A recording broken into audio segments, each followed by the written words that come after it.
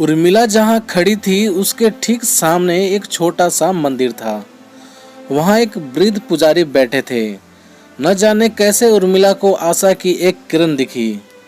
वह साहस करके मंदिर में गई और बाबा को प्रणाम करके उनके पास ही बैठ गई। बाबा ने आशीर्वाद की मुद्रा में हाथ उठाया तो उर्मिला रो पड़ी और उसने सारी स्थिति बयान कर दी। गांव की एक सीधी सादी लड़की को घर से 60 किलोमीटर दूर रात के अंधेरे में छोड़ आने के बाद रघुवीर सिंह निश्चिंत थे। उर्मिला के लौट आने की कोई संभावना नहीं थी। मर खप जाएगी कहीं या पंडों के साथ बैठकर घाट पर चंदन घिसेगी, क्योंकि रघुवीर सिंह ने पैसे आदि तो दूर शरीर पर के गहने तक उतरवा लिए थे उससे, और अपनी इस कामयाबी पर खुश भी थे। गांव भर में खबर फैला दिए कि बड़ी भीड़ थी संगम पर। नदी में उतरी तो थी साथ में, पर न जाने डुबकी लगाते ही नदी में समा गई या भीड़ भाड़ का फायदा उठाकर कहीं चली गई।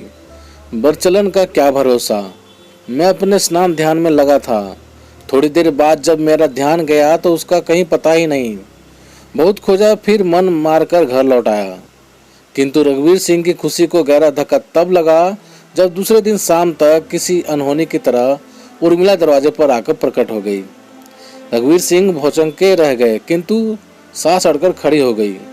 रात कहीं और बिताकर आने के बाद अब उस चरित्रहीन का घर में प्रवेश निषेध था। उर्मिला की अर्धवयस्क चेतना चित्कार कर उठी। नशे विरोध में तन गई। मन में आया कि चिल्ला चिल्ला कर कहे कि अगर दंड देना ही है तो अपने बेटे को दो, जो मुझे असहाय छोड़कर वहां से भाग आया था। पूछे कि उस समय आप लोगों का स्वाभिमान कहाँ चला गया था। वो तो भला हो उस पुजारी बाबा का, जो आज मैं सकुशल आपके दरवाजे पर खड़ी हूँ। किंतु वह चुप रह गई। जानती है यहाँ सब उसे घर से निकालने पर ही तुले हैं, जो वो नहीं होने देगी। पहले थोड़ा रोज थोड़ा अधिकार दिखाने के बाद अंत में तमाम तरह की विनती के बाद भी उर्मिला के लिए घर का दरवाजा नहीं खुला। उर्मिला उस समय की ग्रामीण महिलाओं की तरह ही डर, भय, लज्जा, संकोच से लबालब भरी होकर भी अपनी आंतरिक चुभन और कसक के कारण उन सबसे थोड़ी अलग साबित होती थी। डर, भय, लाज को त्याग अन्याय के विरोध में खड़ी होने का साहस था उसमें। पूरी रात उसने भौंकते कुत्ते के बीच बाहर बैठकर बिता दी, किंतु अड़ोस पड़ोस से आश्रय मांगने नहीं गई। दूसरे दिन सुबह रघुवीर सिंह की काकी अपनी जेठानी को भला बुरा सुनाती हुई उर्मिला को अपने घर ले जाने आई, लेकिन उर्मिला ने मना कर दिया। कहा, अगर घर में प्रवेश दिलाना है तो इस घर में दिलाओ जहां मैं ब्याह कर आई हूँ, कहीं और मैं नहीं जाऊंगी। किंतु जब उसके काका ससुर भी उससे समझाने लगे तब वह कुछ नहीं बोल पाई और उनका सामान रखते हुए उनके घर चली गई।